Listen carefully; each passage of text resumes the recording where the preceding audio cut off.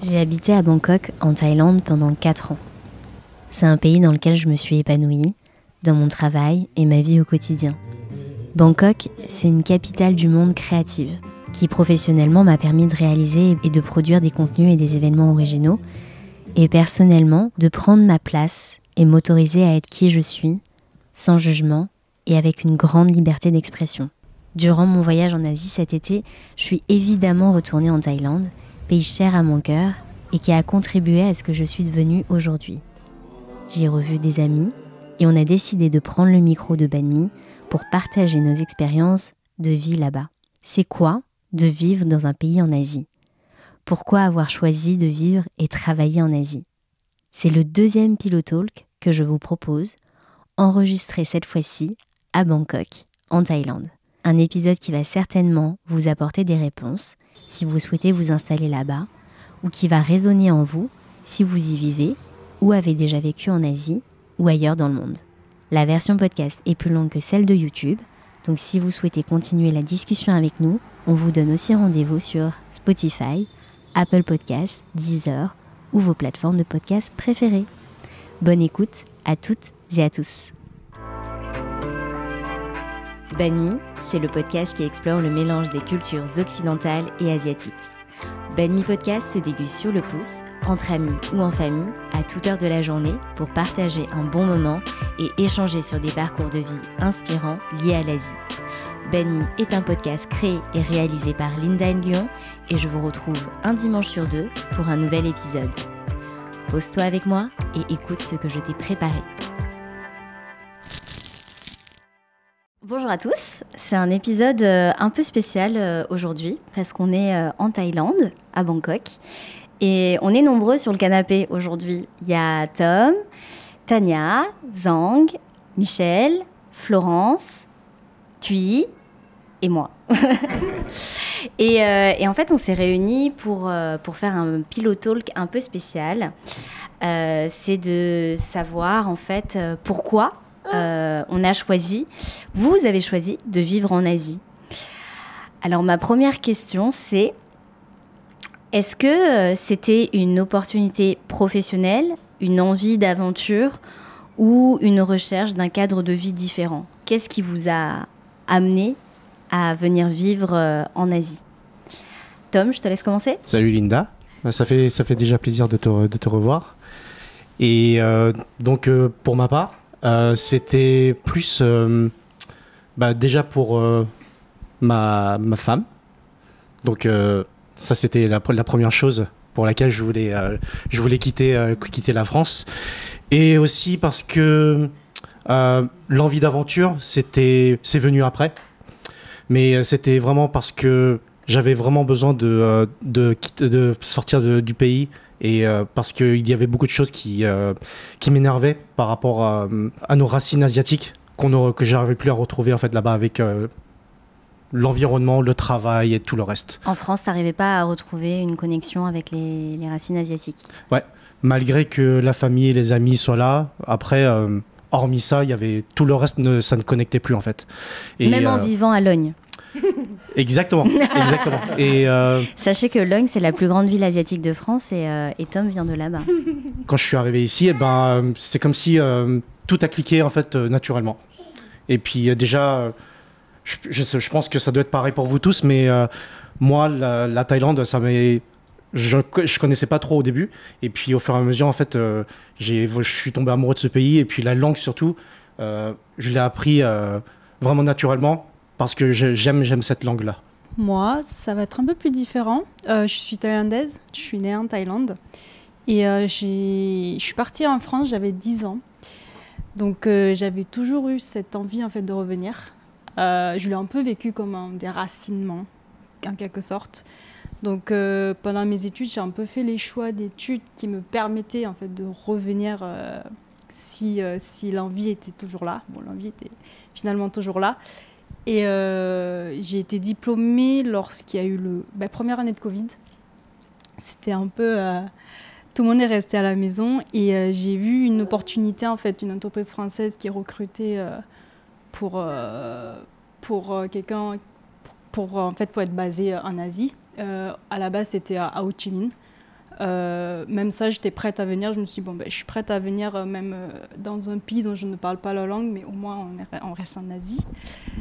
Et bon, finalement, après discussion avec l'entreprise, on s'est mis d'accord que ce serait à Bangkok et beaucoup plus facile pour tout le monde. Et voilà, finalement, c'est un peu plus compliqué. Je connaissais la Thaïlande, mais différemment. J'ai eu un petit choc quand même de culture. J'ai la famille proche, donc mes parents et ma petite sœur sont restés là-bas. Ça fait 4 ans que je suis là. Donc au bout de 3 ans, je voulais un peu reporter en France parce que c'est plus les personnes qui me manquaient. Et t'étais où en France? Dans le sud? Ouais, à Montauban, Toulouse. Et finalement, ça m'a vite passé. Parce que la vie en Asie, c'est quand même... je pense qu'on est tous d'accord pour dire qu'en Thaïlande, le niveau de vie est quand même différent. Tout est plus facile pour nous. Et en fait, j'ai plus à faire ici qu'en France, où, comme disait plus ou moins Tom, que finalement, notre profil est quand même plus... plus de la valeur ajoutée ici, français parlant thaï, en Thaïlande, qu'en France, une Française qui parle thaï. Qu'est-ce que tu en penses, toi, Zang? Ça fait combien de temps que tu es en Asie? Alors, moi, ça fait un peu plus longtemps. Donc, mon histoire, en fait, est assez similaire à celle de Tania. Que moi, je suis chinois et je suis parti en France à l'âge de 10 ans. Mais à une autre époque. À une On va époque, pas dire quand. à une époque lointaine. Donc oui, donc j'ai grandi en France, j'ai mon éducation en France et je suis retourné en fait en Chine dans un premier temps dans le cadre d'un VIE. Et finalement, je suis resté là-bas travailler pendant 10 ans. Et donc c'est là-bas que j'ai rencontré ma femme aussi, qui est française d'origine vietnamienne. Et par la suite, donc la Thaïlande, c'était vraiment une opportunité professionnelle. Donc c'est la société qui m'employait à l'époque qui m'a proposé de m'expatrier en Thaïlande. Voilà. Donc en tout pour tout, je dirais que j'ai fait 10 ans en Chine. Et maintenant, ça doit faire 7 ans à Bangkok. Voilà. Est-ce que tu sens que tu as plus de valeur, comme Tania disait, en Asie qu'en France? Oui, tout à fait. Je pense que de par notre background, tout simplement, on a cette mixité, je pense, franco-asiate, d'une manière générale, qui nous permet, je pense, de mieux comprendre aussi pas seulement le monde du travail, mais aussi la vie d'une manière générale et de sentir un peu à la maison en fait. En fait, on a un socle d'éducation et de culture qui est plus ou moins similaire dans les différents pays d'Asie, qui fait qu'on peut connecter et s'adapter facilement. C'est ça. Et je dirais que en fait, même en arrivant en Chine dans un premier temps, même si je suis chinois, même d'origine chinoise, il a fallu un certain temps d'adaptation. Parce qu'en fait, moi j'ai quitté la Chine il y a assez longtemps, donc la vie a changé, les villes ont changé, les manières de penser ont changé. Et je pense que pour nous, c'est un peu près pareil pour tout le monde. Il nous a fallu un bout de temps pour s'adapter aux valeurs, aux manières de faire actuelles. Alors moi, c'était après mon école de commerce à Paris, où je savais que je voulais tenter l'aventure d'un travail à l'étranger, particulièrement en Asie, parce que j'avais déjà vécu avant en Corée du Sud et un peu ailleurs en Europe. Du coup, je voulais vraiment tenter l'aventure, sauf que j'ai été diplômée en 2020. Donc, année du Covid, et là, il n'y avait vraiment aucune offre à l'étranger. De toute façon, les frontières étaient fermées. Et ce que j'ai fait, c'est que j'ai pris un CDI à Paris, dans le conseil, en stratégie, où j'ai beaucoup travaillé. Et au bout de 3 ans, je me suis dit, non, il faut vraiment que je tente maintenant l'aventure. Donc, j'ai tenté l'aventure VIE. Je suis actuellement en VIE en Thaïlande, dans une entreprise pharmaceutique. Et j'ai vraiment pas de regrets parce que cette opportunité, en Thaïlande, en plus dans un pays que je connaissais parce que j'avais l'habitude de venir ici avec mes parents depuis que j'ai l'âge de 6 ans. Ma mère elle parle thaï parce qu'elle avait vécu aussi en Thaïlande, même si on est cambodgien. Compliqué. Et c'est différent, je trouve, de travailler en Thaïlande, de venir ici seule sans ses parents. Je connaissais personne en arrivant. Je découvrais même un nouveau travail, des nouvelles personnes et c'est enrichissant. Ça fait 1 an et demi que je rencontre des gens. Je trouve que c'est plus facile de rencontrer des gens ici, des personnes de différents milieux, de différentes cultures, peut-être qu'en France. Et c'est ça toute la richesse d'une expérience VIE en général. Moi ? Ok. C'était quoi la question déjà? Pourquoi C'est toi qui l'as écrite. C'est Michel qui a préparé les questions. Pourquoi je suis arrivé ici? Est-ce que c'était une opportunité? C'est le cadre de vie? Qu'est-ce qui t'a amené à vivre ici? Et qu'est-ce que tu en ressors en fait de tes années? Donc moi c'est un peu différent d'un peu tout le monde. Moi j'ai pas vraiment choisi la Thaïlande. On m'a envoyé ici via une mission, via une société pour laquelle je travaillais. En plus, je travaillais en Chine à ce moment-là. Et donc, on m'a envoyé ici. Pendant 6 mois, je suis reparti en Chine. Puis, je suis revenu. Et puis, après, j'avouerai que c'est à ce moment-là que j'ai rencontré ma femme. Et c'est à ce moment-là que j'ai commencé à aimer le pays, à connaître la culture. Et puis, voilà, de m'accoutumer à cette vie-là, à cette culture-là. Mais ouais, c'était pas un choix de départ de me dire ouais, je vais aller en Thaïlande. En plus, après, pour avouer un petit peu, j'ai eu aussi un petit peu des a priori au départ de ce que c'était la Thaïlande, tout ce qu'on dit en dehors de la Thaïlande. Après, au fur et à mesure de passer du temps ici, de vivre ici, j'ai appris à connaître la culture, à aimer la culture, la nourriture, les gens ici, même si on dit souvent, voilà, c'est le pays du sourire. Alors, on va dire la Thaïlande, c'est le pays du sourire, c'est le pays du tourisme et tout. Et donc, on fait en sorte que tous ceux qui viennent ici soient confortables, soient heureux et tout. Et on peut dire que voilà, c'est parce que ils veulent qu'on reste ici, ils veulent nous attirer ici pour rester. Mais c'est agréable. Et puis non, ça fait 14 ans que je suis là. J'ai pu donc vivre en Chine, j'ai pu vivre aux États-Unis, en France, à Londres, Singapour. Et vraiment, ce qui m'a fait aussi rester ici, c'est en comparant avec la Chine, tu vois, par exemple. Moi, j'adore le cinéma, j'adore aller voir des films. Et les cinémas ici, ce qu'on propose aussi en termes de films, que ce soit des films indépendants ou des films de tout pays ou de tout type, c'était ce qu'on avait, c'est la grosse différence que j'avais vue avec la Chine, où là-bas on proposait un peu, comment tu dis ça, bon. Il y a des quotas en fait. Ouais. Pour les films étrangers, ouais. Voilà, c'est ça. Donc, du coup, pas forcément des films indépendants ou pas forcément des films intéressants. Au-delà de ça, la nourriture aussi. Ici, on peut manger français, américain ou de tout type de nourriture, mais vraiment fait de la manière du pays, en fait. Pas forcément juste la nourriture française faite pour des Chinois ou pour des Thaïlandais ou adaptés, où ils ont adopté le goût, quoi. Toi, tu vis pas en Thaïlande, tu vis à Hong Kong.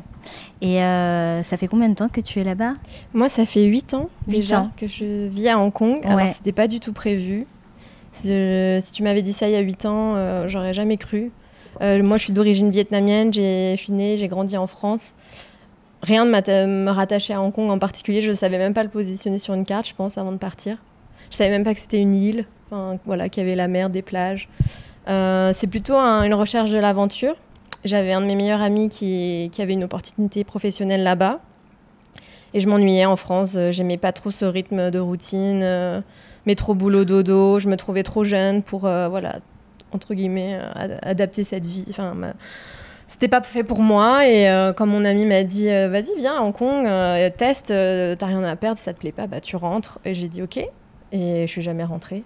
Je pense que le fait d'être partie sans travail, ça m'a sorti de ma coquille, ça m'a forcé à aller vers les gens, ça m'a forcé à rencontrer beaucoup de monde. Et je pense qu'on a quand même de la chance en tant que Français. Il y a une communauté présente dans chaque grande ville, notamment à Hong Kong. Et donc tu rencontres un Français, après tu t'intègres dans un groupe. J'ai rencontré tous mes amis asiates français, je les ai rencontrés la même soirée, dont Linda. En fait, je ne pensais pas être en recherche de connexion avec mes racines asiatiques jusqu'à ce que je fasse ces rencontres-là. Et je me suis dit, waouh, en fait, tout ce temps, je pense que je me cherchais et je ne le savais même pas, j'en avais pas conscience. Il y a énormément de choses que j'ai réalisées en rencontrant ces personnes. Et en vivant en Asie, des choses que mes parents faisaient, qu'une famille française lambda trouverait étranges. Je sais pas, mettre du papier cellophane sur la télécommande, laver des Ziploc bags pour les réutiliser. Ou manger des prunes séchées, salées, comme qu'il y a les sur parents. Et c'était vraiment drôle de se retrouver en Asie, même si c'est pas ma culture en tant que telle, c'est plus chinois, c'est Hong Kong. Mais quand même, il y a des similitudes asiatiques qui sont indéniables et on se sent un peu compris et on les juge moins aussi, on est beaucoup plus tolérants. Je pense qu'en tant que Français élevé dans une famille purement française, il y a quand même des chocs culturels, des incompréhensions, mais nous, grâce à cette multiculturalité, on est beaucoup... Moi, ça m'a vraiment ouvert l'esprit de vivre à Hong Kong. Est-ce que tu veux rajouter quelque chose sur ça, Florence? Parce que je sais qu'on en a un peu parlé hier en off et tout, mais... Oui, c'est ça. Alors moi, je te disais que justement, j'étais en Thaïlande depuis 1 an et demi et que je connaissais pas de Français d'origine asiatique. Du coup, ça me fait super plaisir d'être là, de me reconnecter aux origines. T'as l'impression d'être chez toi dans le 13e. Mais c'est ça. Donc, je suis super contente d'être ici. Et moi, j'ai vraiment été élevée dans une famille cambodgienne, dans le 13e, à Paris. Mais en même temps, dès mon collège, j'ai été mise dans un lycée privé catho, très français. Et après, ensuite, en école de commerce, c'était aussi principalement des Français d'origine française. Donc, j'ai pas... Et même en arrivant ici en Thaïlande, j'ai retrouvé cette grosse communauté de Français. Et justement, j'avais pas eu avant ce besoin d'aller vers des Asiatiques, on va dire. Et, mais là, le fait d'être là, je suis super contente et c'est vrai que ça manque. Oh, je suis arrivée, j'ai eu... Est-ce que je suis... Est-ce qu'on peut dire Sawadika ou... C'est la famille. Ouais, non, super contente. Quelles sont les différences de travailler en Asie et en France par rapport à l'équilibre de vie perso, pro, la hiérarchie, les horaires de travail? Est-ce que vous notez des choses qui sont vraiment propres à l'Asie et qui sont différentes Les de la vacances. Non, moi, je connais pas la Thaïlande, mais pour Hong Kong, le minimum de vacances, c'est 7 jours, pardon. Et moi, j'en ai 15. Donc, on peut dire que c'est beaucoup par rapport à la norme hongkongaise. Et ça, quand je le dis en France, personne ne comprend. Quand je rentre juste pour une semaine, c'est « mais pourquoi tu restes pas plus longtemps ?» Voilà. Je pense qu'en France, il y a énormément de choses qu'on prend pour acquis. Les vacances, voilà, les RTT, le système de santé, enfin voilà, toutes ces choses-là. Hong Kong, en tout cas, c'est très dans le travail. C'est le travail, c'est là où je peux dire que je reconnais un peu le côté asiatique, c'est le travail avant tout. Voilà, mes collègues, même s'ils ont 7 jours de vacances, ils les prennent même pas. Et c'est normal. C'est juste, il faut travailler, il faut gagner de l'argent, il faut subvenir aux besoins. Il n'y a pas trop de place pour les loisirs. C'est vrai que c'est une mentalité un peu stricte. Je suis dans une boîte française, mais j'ai un contrat hongkongais. Voilà. Improbable. Et je suis basée à Bangkok. Mais moi, j'ai 3 semaines. Donc, c'est énorme. Au-dessus de la moyenne. Quand j'en parle pareil à mes amis en France, ils sont choqués. Après, moi, je travaille, je fais du télétravail.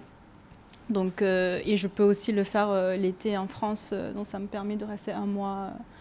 Oui, moi, voilà, pour rebondir juste sur ça, c'est vrai que c'est peut-être une particularité née du Covid, mais mon entreprise a changé aussi les contrats des non-locaux pour nous permettre de travailler en remote. Donc moi, j'en profite pour travailler depuis la France. J'ai le droit à 2 semaines. Donc c'est vrai que ça me permet de passer un peu plus de temps l'été, mais ça reste quand même...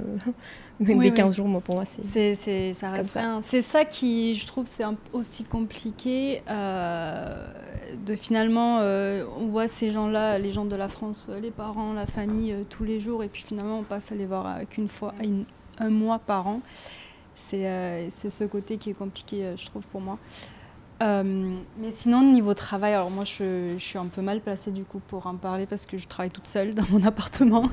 Et mon équipe, mon boss, il est français, mon équipe est hongkongais, c'est que des hongkongaises. Et on a cette distance qui fait que j'arrive à leur faire accepter le fait que je sois française. Et du coup, on ne m'écrit pas après 18h en fait. Ou pendant les week-ends. Où c'est OK si je ne réponds pas. Même mes clients, en fait, je gère la zone, l'Asie du Sud-Est. Et mes clients, du coup, c'est des Asiates, un peu des Asiatiques de chaque pays de l'Asie du Sud-Est.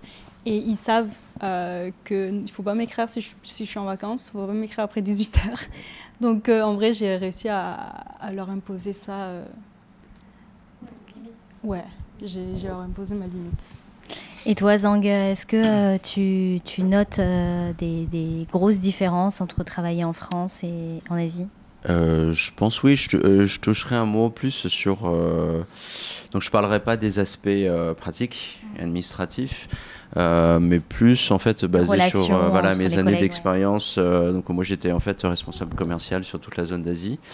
Donc j'ai eu à côtoyer donc beaucoup de clients de milieux différents et de cultures différentes. Je pense qu'il y a un gros point commun en fait entre les Asiatiques, c'est qu'il y a beaucoup de...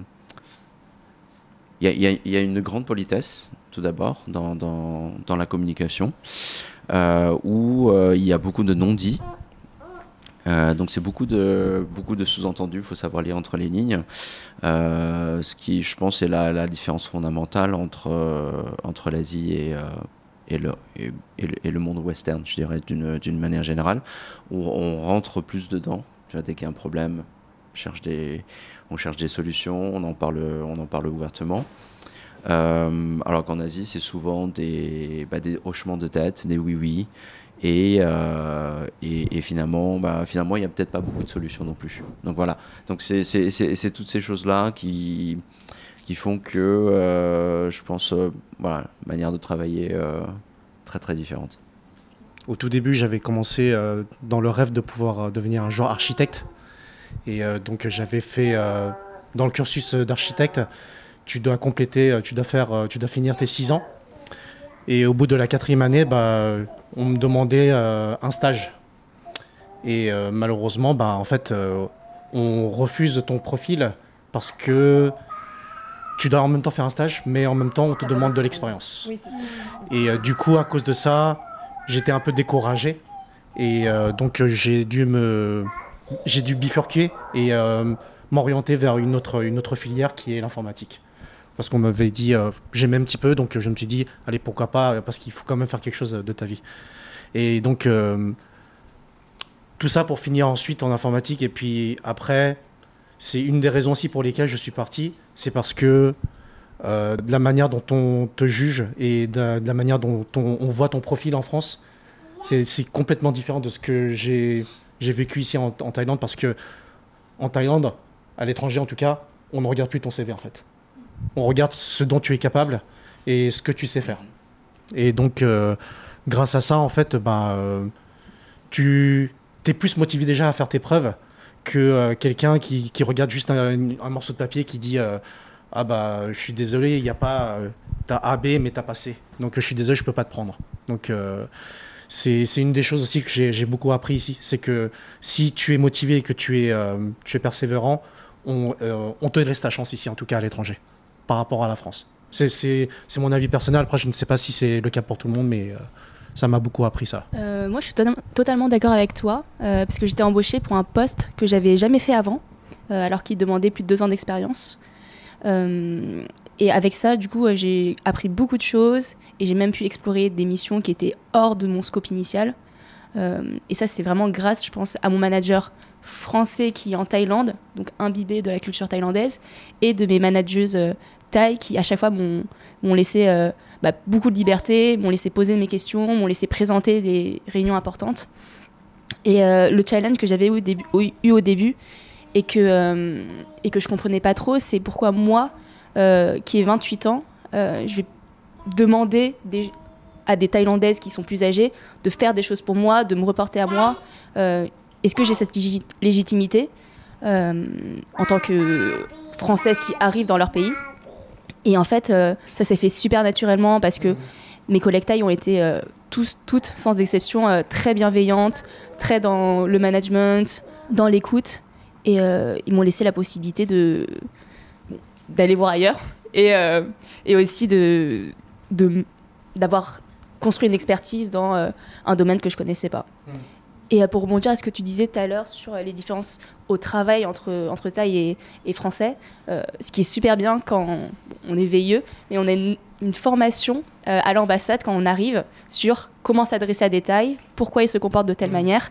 Et je trouve que c'est super important que tout le monde ait ça en tête avant de démarrer une expérience dans une entreprise en Thaïlande. Et même dans d'autres entreprises, les Thaïlandais reçoivent une formation comment s'adresser à des Français. Et ça, c'est super drôle. C'est exactement ça, parce que moi aussi, ayant commencé donc en Thaïlande, en fait, on m'a donné des fiches.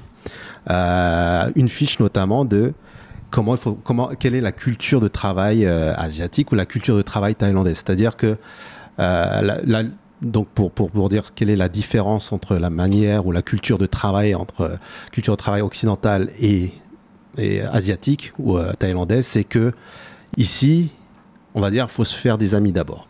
Il faut faire des connexions.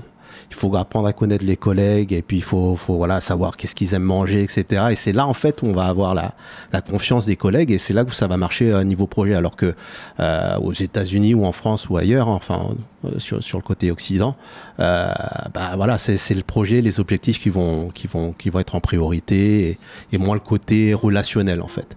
Et ça, je l'ai beaucoup vu. Je l'ai beaucoup vécu aussi et non, c'est vrai que ça fonctionne comme ça ici. Moi, j'ai fait une école de commerce et je fais du commerce et du marketing et je pense que mon rôle, en fait, il me montre vraiment ce que signifie être une Asiatique avec des origines occidentales. Parce qu'en fait, donc, je travaille en Asie pour des clients principalement français et on travaille avec des usines en Chine. Et c'est là où, en fait, j'ai vraiment un rôle de pont. Enfin, je fais vraiment la liaison, bien que je ne parle pas chinois. Mais c'est là qu'il y a beaucoup d'informations qui se perdent et des incompréhensions, de la mauvaise communication. C'est aussi une question culturelle, je dirais. Et du coup, moi, je pense que quelqu'un qui vient de France et qui vient travailler dans mon entreprise se dirait je sais pas comment... ils travaillent bizarrement, ou alors ils sont pas efficaces, ou ils sont pas productifs, etc. C'est juste que c'est des bons exécutants et qu'il faut savoir valoriser leurs skills, leurs points forts, quoi. Enfin, il faut leur dire les choses aussi, parce que si tu dis pas, ils vont pas le faire. Par exemple, si tu lui demandes, le client il a demandé de faire ça, il va te répondre, c'est pas possible. Je dis, faut peut-être que je peux pas dire que c'est pas possible, il faut que tu me proposes des solutions. Voilà, c'est ce genre de réflexe que j'essaye d'avoir avec eux et je vois bien que c'est pas inné pour eux. Je pense que c'est une question d'éducation aussi. Nous, en France, on nous a beaucoup appris à débattre, à questionner, à remettre en question. La grosse différence que j'ai remarquée entre la Chine et la Thaïlande, c'est que, et j'ai appris à mes dépens, c'est qu'on ne s'énerve pas sur un Thaï. Voilà. Donc ce que je veux dire par là, c'est que, en fait... Comment ça, tu as appris à tes dépens? Raconte-nous. Non, très simplement, en Chine, donc en Asie, d'une manière générale, je pense qu'on peut parler de... Il y a l'expression perdre sa face. Voilà. Donc, que ce soit en Chine, au Japon, dans tous les pays d'Asie, on ne fait pas perdre la face à quelqu'un, surtout en public. En Chine, on peut parler, on peut évoquer très vivement les problèmes en privé. Donc on peut s'énerver, on peut parler avec nos émotions et on arrive plus ou moins à trouver un terrain d'entente ou à trouver une solution. En Thaïlande, non. Quand j'ai dit j'ai appris à mes dépens, c'est que voilà, j'ai eu affaire en fait à un cas où je m'étais un petit peu énervé en privé envers un Thaï. Et je pensais qu'on pouvait parler ouvertement et discuter ouvertement des problèmes. Eh bien, pas du tout. Même en privé, ici, je trouve qu'il faut vraiment rester très très très courtois, très contenu, et quitte à un peu à oublier le problème en fait. De dire c'est pas grave. C'est marrant ce truc parce que je sais pas si vous l'avez vécu, mais quand que tu es un enfant ou pas, vous avez sûrement vu dans les centres commerciaux ou à l'extérieur, lorsque les parents taille promènent leurs enfants, et ben ils peuvent crier autant qu'ils veulent, ils peuvent faire autant de bêtises qu'ils veulent, et ben les parents vont pas bouger un doigt. Et je sais que en Europe, enfin en France en tout cas, s'il y en a un si l'enfant fait des bêtises en public, je pense qu'ils n'hésiteront pas à lui mettre une fessée devant tout le monde ou quoi que ce soit. Alors que ici, revenir au fait de perdre la face, c'est exactement ça en fait. Et jamais vous ne verrez des parents taille gronder leurs enfants en face, devant tout le monde en fait. C'était quelque chose que j'avais remarqué, ça m'avait surpris au début. Je sais pas, les Vietnamiens en tout cas, c'est pas... D'accord. Voilà, je sais pas, je trouve que... Je pense que les tailles, c'est un peu spécial. Ouais, parce que je pense en Chine, c'est pareil. Hein. En Chine, les Chinois, Hong Kong, pareil. Dès qu'il y a une bêtise, taper leurs enfants. Je pense que tu as raison parce que à la stricte avec. En Thaïlande, comme vous savez, il y a la plus grosse communauté thaïlandaise. Bon, bien sûr, c'est les Thaïs, mais il y a une grosse communauté, on va dire chinoise aussi, chinoise Tétio. Et donc tout le Chinatown, tout le quartier asiatique, c'est, je dirais à 90% que des tétios en fait. Et donc eux, oui, je pense qu'ils sont là, s'ils veulent te mettre une gifle, je pense qu'ils n'hésiteront pas. Donc je pense que c'est la différence ici. Ouais. Voilà. Moi, je pensais que ça allait être plus facile pour moi, en parlant thaï, en écrivant thaï, mais en fait, physiquement, déjà, les Thaïs, des fois, ils ne me considèrent même pas comme une Thaï, on me parle direct en anglais. Bon, ça arrive 10%, hein, mais ça arrive. Je trouve que c'est plus en profondeur.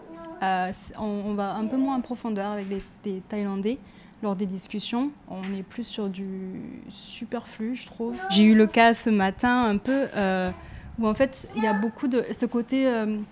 chirurgie esthétique. Ils adorent dire ah, tu devrais peut-être faire ça, tu devrais peut-être faire ça. Alors qu'en France, on nous apprend plus à nous aimer.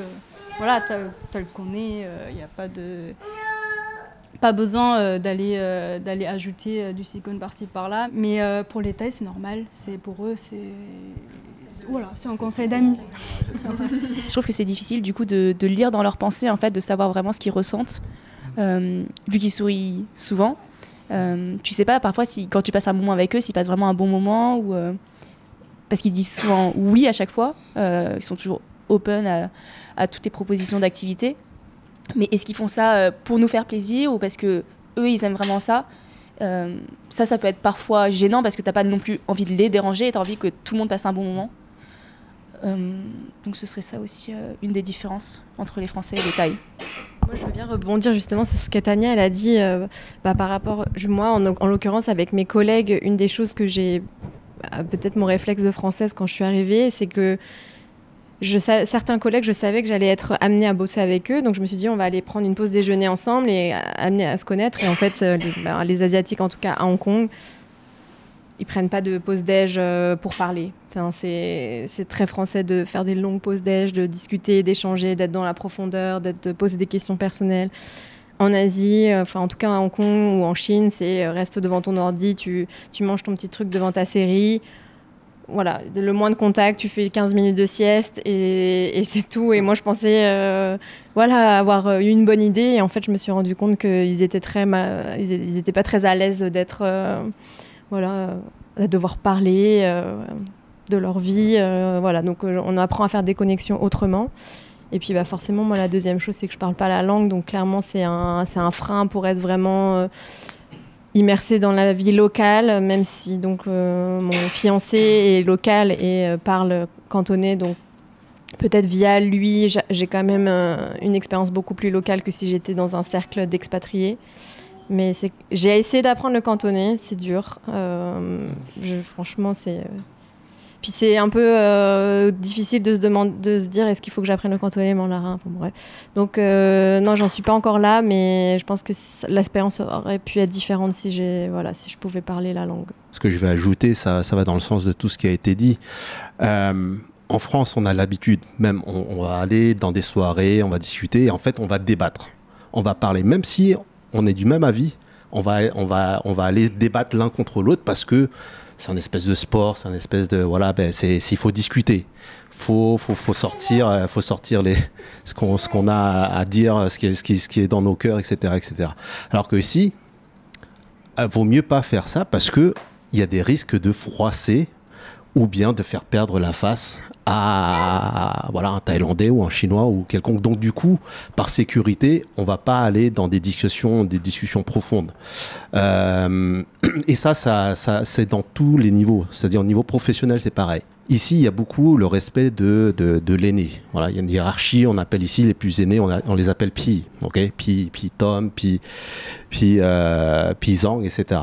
Et du coup, par défaut, quand tu as quelqu'un qui est plus âgé que toi, un grand frère, une grande sœur, etc., il ne faut vraiment pas aller challenger. C'est-à-dire qu'au niveau du travail, si il a une idée, c'est lui qui a porté l'idée, mais elle n'est pas si bonne que ça. Et si tu as un plus jeune, un plus jeune qui a une meilleure idée, ce qui va porter, ça va porter plus à la compagnie, elle va être moins entendu parce qu'il est plus jeune. Alors que le Pi, il est plus âgé, mais il faut respecter son idée. Et c'est là que ça devient un peu compliqué, ou que ça va devenir un petit peu un frein pour la société de manière générale. Hein. C'est qu'il n'y a pas cette discussion, il n'y a pas un débat de savoir qu'est-ce qui est mieux pour la société, ou ce qui est mieux pour la compagnie, ou ce qui est mieux pour nous de manière générale. Et c'est là que l'expression, ou le concept de ne pas faire perdre la face aux gens, ça crée des blocages et ça crée des freins à l'évolution de manière générale. Alors, on va parler de la vie sociale et amicale. Est-ce que c'est facile de se faire des amis locaux en tant qu'expatrié, donc aller à la rencontre de l'autre? Bon, toi, Michel, ta femme est thaïlandaise, donc ça a été facile pour toi, en quelque sorte. Mais si tu peux continuer sur ça en développant un peu tes 14 années ici passées en Thaïlande. Bon, après, ça dépend des personnes. Pour moi, j'aime bien m'entourer de beaucoup de gens, donc c'est plutôt, on va dire, facile pour moi de me faire des amis. Après, ici, on a, en tout cas, ici autour de cette table, on a tous une particularité, c'est qu'on est des Asiatiques, on est des Français d'origine asiatique. Donc, du coup, c'est une particularité qui est quand même... j'ai pas envie de dire attractif, mais voilà, c'est spécial pour les Thaïlandais ou les Asiatiques ici, qui nous voient un peu comme des expatriés plus ou des étrangers plus, parce que pour le coup, on vient quand même d'un pays occidental, mais voilà, on ressemble physiquement aux gens locaux, on parle aussi la langue, donc du coup, pour moi en tout cas, cet aspect-là, je trouve que ça m'aide pas mal à rencontrer des gens de toute nationalité, de tout pays. Ouais, non, pour moi, c'est pas difficile. Et puis surtout, en Thaïlande, les gens ils sont ouverts. Les gens ils sont ouverts et puis ils aiment bien aller à l'encontre des autres, quoi. Hein, qu'est-ce qu'on dit ? Ouais, en fait, moi j'ai une question pour vous. J'aimerais bien savoir, en fait, est-ce que vous avez plus des amis locaux, des amis western, occidentaux, ou alors des amis, comme tu disais, franco-asiates, et pourquoi? Et pour chaque type d'amis, quelle est un peu votre relation par rapport à eux? Et le classement de des gens que vous préférez. Voilà. Parce que personnellement, même si je considère que je connais très bien la Chine, que j'ai grandi en Chine, je parle le shanghaïen, et bien en Chine, j'ai eu beaucoup de mal à me faire des amis locaux. Et ça, principalement, je pense que c'est dû au fait qu'on ait grandi en France et qu'on a quand même une forte identité et une forte culture française et qu'on a des points de vue et des envies vraiment français. Donc c'est un peu paradoxal hein, quand on a évoqué en fait les raisons de notre retour en fait en Asie, de dire il y a beaucoup d'entre vous qui ont dit oui de se reconnecter un petit peu avec nos origines, etc. Et finalement on se rend compte quand même qu'il y a quand même ce côté français qui est indéniable. Et je pense que c'est aussi c'est pas un hasard si je pense du moins dans mon entourage les gens avec qui je m'entends le mieux ce sont des voilà ce qu'on appelle des bananes donc des Français d'origine asiatique. Donc voilà, c'était un peu ce petit paradoxe qui finalement n'en est pas un mais que je tenais à souligner quoi. Qui veut rebondir là-dessus? Quel est votre classement des amis? Oui, j'ai beaucoup d'amis franco-asiatiques, mais aussi des Européens. Mais bien sûr. Beaucoup de Français. Je pense beaucoup de Français finalement. Ouais, en fait, oui, beaucoup de Français. Parce que, comme disait Zhang, finalement, on est quand même peut-être un peu plus français que la Thaïlande. Donc forcément, il y a les valeurs qui se reconnectent beaucoup plus. Comme je disais, j'ai quelques amis qui sont Thaï locales, mais ils ont toujours un petit lien avec la France, soit travaillent avec une entreprise française, soit parce qu'elles sont parties vivre en France. Donc il y a toujours ce truc français qui est là. Local, j'en avais une. Voilà, elle n'est plus là, elle n'est plus dans la liste. C'est au bout d'un moment, comme disait Michel, je crois, où en fait on est considéré comme expat plus. Donc expat plus, il y a le côté négatif des Thaïlandais qui voient des blancs finalement. Elle me voyait comme une blanche. Et pour elle, j'étais là pour dépenser des sous dans son bar et c'est tout en fait. Et là, c'est plus passé, donc voilà. Non, je dépensais plus que ce que je consommais, donc je ne comprenais pas. Mais du coup, local, personnellement, même en parlant le thaïlandais, je n'arrive pas à me faire des amis thaï. Je ne sais pas si on peut dire que c'est de la chance ou pas, mais j'ai commencé ma vie en Thaïlande à m'immerger complètement parce que les employés et mes collègues étaient complètement thaïs. Et du coup, les premiers amis que j'ai faits, c'était des locaux. Et je pense que ce qu'ils ont apprécié, c'est le fait que tu aies envie pas de t'accaparer de la culture, mais tu as envie de t'immerger dans leur culture et d'apprendre les choses. Et le fait que maintenant je puisse parler le thaï couramment, ça a débloqué un grand truc en fait. Et donc du coup j'ai vous, mes amis franco-asiatiques, mais j'ai aussi des amis vraiment thaï locaux en fait, avec qui je fais du basket, je fais d'autres trucs, et puis je revois d'anciens collègues. Donc quelle que soit la nature asiatique, enfin les origines, que ce soit vietnamienne, cambodgienne, chinoise, il y aura toujours le côté asiatique. Et ça, je pense que c'est une empreinte qui est universelle pour l'Asie en fait. Tu sais, en France, on dit... C'est assez mal vu généralement quand on dit que les étrangers ils restent tout le temps ensemble, ils n'essayent pas de s'intégrer, etc. Alors que, désolé, on est un peu l'exemple que nous, quand on s'expatrie, on fait la même chose en fait, et c'est naturel.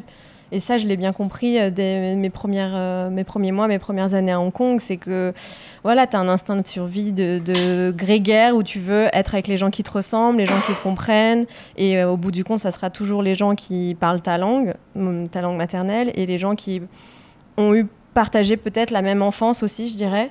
Parce que tu vois, peut-être Zhang, le fait qu'il parle la langue locale chinoise, le shanghaïen, etc., mais qu'il n'ait pas réussi à s'intégrer, à avoir des amis locaux, c'est que, je sais pas, vous regardiez pas les mêmes dessins animés, les mêmes séries, je sais pas, les chansons, si. Non, voilà, au karaoké, vous chantez peut-être pas les mêmes chansons, je sais pas. Et je pense qu'il y a un peu de ça. Et moi, il y a en deux parties, je dirais qu'il y a les Français, et clairement, moi, j'ai découvert... la communauté franco-asiatique qui m'a tout de suite plus parlé et j'ai l'impression d'être en famille. Et maintenant que je suis donc en couple avec quelqu'un qui est originaire de Hong Kong, c'est vrai que ça me permet d'être plus local, mais c'est quand même local plus dans le sens où c'est des locaux qui parlent anglais, des locaux qui sont soit en couple avec une personne étrangère, des gens qui sont pas, on appelle ça les ABC ou CBC, les Canadian Born Chinese. Enfin, c'est des gens qui sont allés étudier ou travailler au Canada, aux États-Unis, à Londres, et qui reviennent. Mais sinon, c'est très difficile de connecter avec les locaux. Mais il faut se mettre à leur place que nous, si on était en France, à Paris, qu'on n'était jamais parti de Paris, est-ce qu'on irait parler avec des Américains moi, j'ai un ami qui est parti vivre en France et qui ne parle pas français. Et il me dit qu'il n'a aucun ami français. Ça me fait un peu de peine, mais je comprends. Enfin, c'est humain. Voilà. Je pense que la grande différence, c'est que... avec les locaux, on peut facilement en fait trouver des amis avec qui on va se divertir. On va sortir ensemble, on va manger ensemble, on va faire des activités, on va dire un peu pas superficielles, mais vraiment tournées vers le divertissement. Alors que dès qu'on a besoin d'avoir de retrouver en fait des repères par rapport à ce qu'on a vécu, forcément on se retourne plutôt vers des franco-asiatiques ou même vers des Français finalement. Ouais, c'est ça. Moi ici, 90% de mes amis sont français d'origine française. Et du coup, c'est un peu compliqué, je trouve, d'être vraiment ami avec des Thaïs parce que aborder des sujets, par exemple, quand on est un peu déprimé, on a envie d'en parler. Je me vois pas avoir ce genre de discussion avec un ou une Thaï. J'ai 2 amies Thaï, mais c'est parce qu'elles sont très européanisées, parce qu'elles sortent avec un étranger, parce qu'elles ont étudié à l'étranger. Donc ça, c'est beaucoup plus facile. Et même, tu as moins la barrière de la langue. Et je pense que j'ai moins aussi cette assurance à aller vraiment me lier d'amitié avec les Thaïlandais. Parce que j'ai l'impression de voir mes parents, en fait, dans leur manière de se comporter, de commenter le physique directement. Coucou maman. D'être très direct sur certaines choses qui, moi, parfois, je le prends mal. Et je connaissais déjà la Thaïlande, je vois un peu la culture. Donc, c'est vrai que je suis allée plus facilement plutôt vers des Français parce que j'ai vraiment envie de nouer des amitiés long terme ici. Alors, pour finir, j'ai une question par rapport à ce que Tania a pu dire en disant qu'en étant franco-asiatique, on avait une valeur ajoutée. Qu'on pouvait apporter. On pouvait aussi faire le rôle de tampon ou de médiation entre les pays occidentaux, les collègues occidentaux et les collègues asiatiques. Vous, en quoi vous pouvez, si vous pouvez partager chacun d'entre vous un peu la valeur, la contribution que vous pouvez faire pour justement nourrir ce pont entre la France et l'Asie par votre travail, par votre présence en Asie en tant que franco-asiatique. Moi, par exemple, un exemple tout bête, un des managers français m'a demandé, parce que il n'y avait aucune communication entre plein de départements thaïlandais dans ma boîte, de créer un process pour clarifier les choses. Et là, au fur et à mesure, du coup, j'ai fait des interviews avec les différents départements médicaux, réglementaires, etc.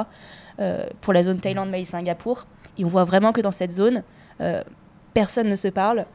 Personne ne pose des questions et en fait ils font juste leur travail, ils reçoivent le mail, ils le font, ils disent pas qu'ils l'ont fait et du coup ça crée des confusions, ça crée des non-communications, etc.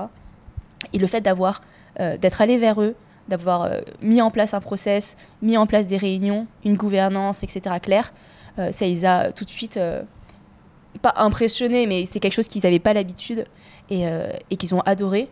Et ils m'ont remercié et je pense que c'est comme ça aussi qu'ils ont appris que la valeur ajoutée française, on va dire, la prise d'initiative, que j'ai toujours posé des questions. Plus je posais des questions, plus je découvrais des choses qui n'allaient pas. Il fallait que quelqu'un s'en occupe en fait. Et comme chacun fait son job et reste cantonné à sa fiche de description de job, nous on raisonne pas comme ça en tant que Français. S'il y a un problème, on va essayer de comprendre pourquoi et de le résoudre ou d'appeler la personne qui est responsable pour lui dire attention, il se passe ça. Donc je pense que c'est une des valeurs ajoutées, en tout cas quand on est français, comme tu as dit, de débattre, de discuter, de tout questionner. Moi, je dirais que d'une manière générale, le fait d'avoir grandi en fait dans un milieu, on va dire biculturel ou multiculturel, nous donne un peu cette aptitude à être un peu vraiment caméléon, c'est-à-dire à comprendre et à s'adapter à différentes situations très rapidement et un peu à malaxer un peu le tout pour trouver des compromis finalement pour arriver à satisfaire un peu tout le monde. Voilà. Mon métier de base, c'est faire le pont entre le siège français et de Hong Kong et de l'Asie du Sud-Est.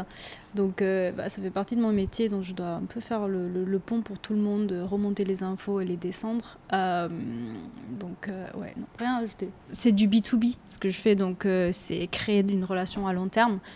Donc le fait qu'ils me voient un peu physiquement comme une personne de la région, ils s'ouvrent un peu plus facilement.